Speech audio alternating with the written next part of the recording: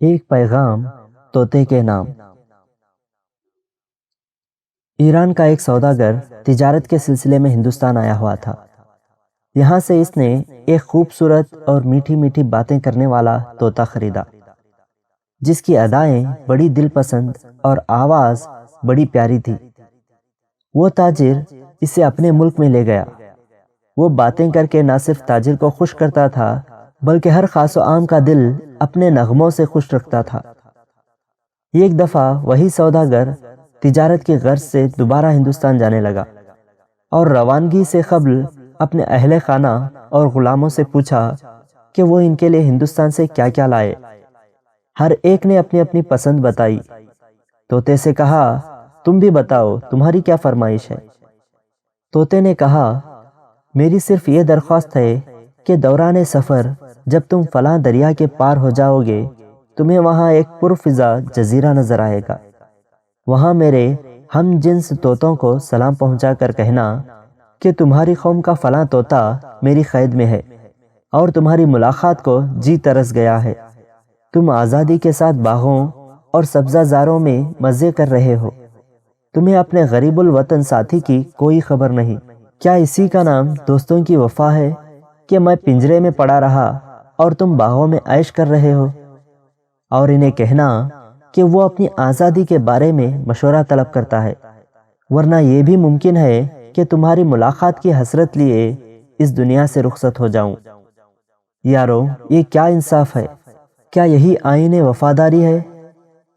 سوداگر نے وعدہ کیا کہ وہ تمہارا یہ پیغام تمہارے ہمجولیوں تک پہنچا دے گا۔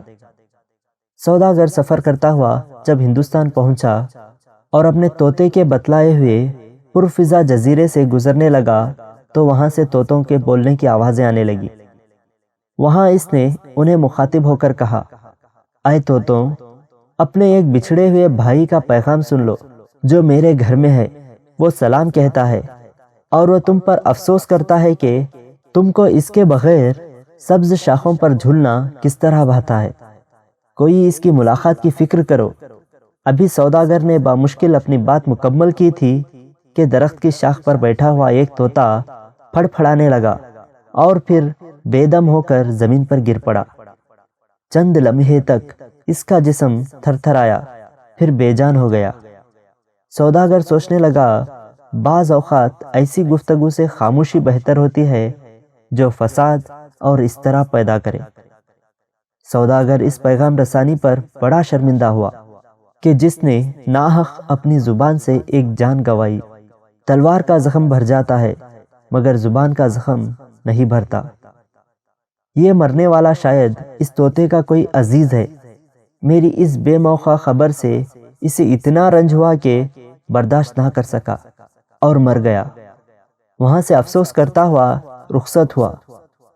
کچھ عرصے بعد کاروبار سے فارغ ہو کر جب اپنے وطن واپس آیا اور اہل خانہ کو ان کے حسب فرمائش تحائف دیے، طوطے نے پوچھا، کیا میری فرمائش پوری کی؟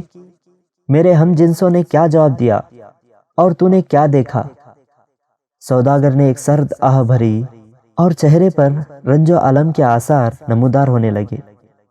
کہنے لگا، بہتر یہی ہے جو کچھ ہوا مت سنو، ورنہ تجھے صدمہ ہوگا۔ میں خود تیرا پیغام دے کر پچھتاتا ہوں۔ اب تک اس کی مذمت میرے دل میں ہے، کاش میں پیغام نہ پہنچاتا۔ طوطا بولا، اے مالک، ایسی خدا نخواستہ کیا بات ہوئی جو تو زبان پر لاتے ہوئے ڈرتا ہے؟ بے تکلف بیان کر، اب جو ہونا تھا ہو گیا۔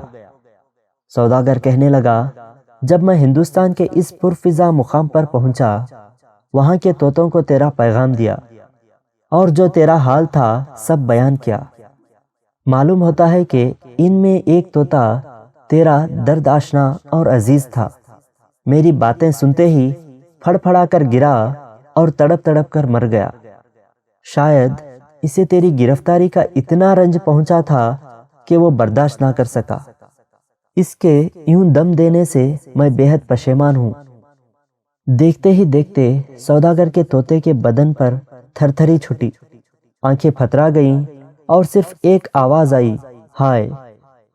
قفس کے اندر گر پڑا اور تڑپتے ہوئے جان دے دی۔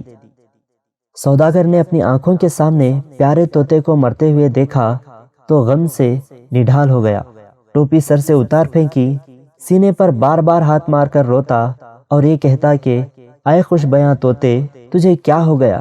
یہ تو نے کیا کیا؟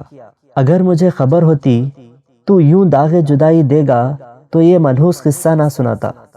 غرض دیر تک طوطے کے مرنے کے غم میں اس طرح روتا رہا۔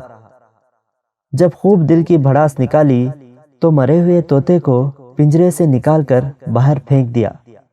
باہر پھینکنا تھا کہ فوراً وہ طوطا پھر سے اڑ کر درخت کی شاخ پر جا بیٹھا۔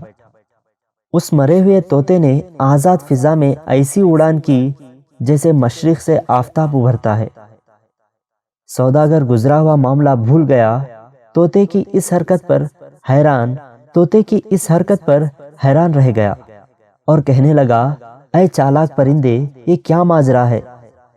اے میرے بلبل، ذرا یہ تو بتا کہ ہندوستان کے طوطے نے تجھے کیا خفیہ پیغام دیا جسے تو بھانپ گیا اور جس سے تو میری آنکھوں پر اپنے مکر و فریب کا پردہ ڈالنے میں کامیاب ہوا۔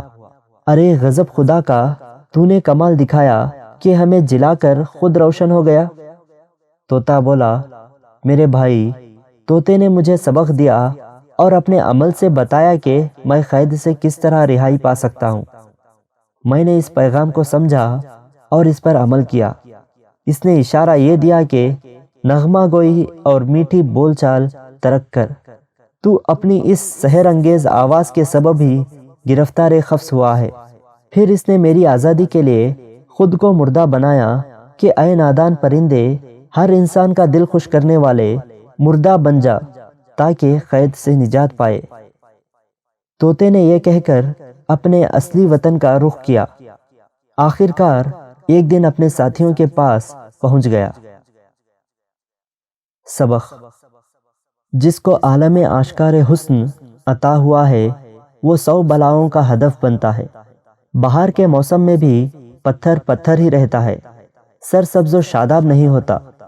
بس تو بھی اپنے آپ کو مٹا دے اور خاک ہو جا۔ خاک سے سبزہ اور پھول پھوٹ پڑتے ہیں تاکہ تجھ سے بھی لالا و گل اگے۔